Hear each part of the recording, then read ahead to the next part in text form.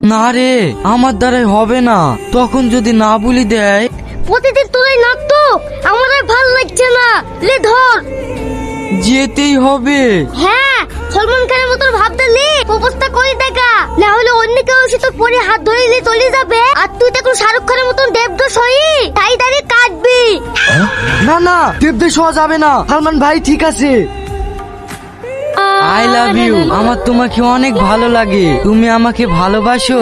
তোমার মতো এত সুন্দর একটা রাজপুত্র ছেলে আমাকে প্রপোজ করবে, আর আমি অ্যাকসেপ্ট না করে থাকতে পারি? ওঠো শোনা, ওঠো ওঠো। এই তোরা দেখ দেখ, রাজপুত্রের আবার জামাটা ছিঁড়া।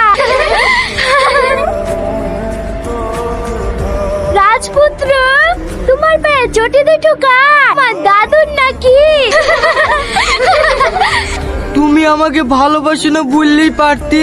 আমি গরিব বলি এইভাবে অপমান করার কি দরকার ছিল? গরিব বাচ্চা।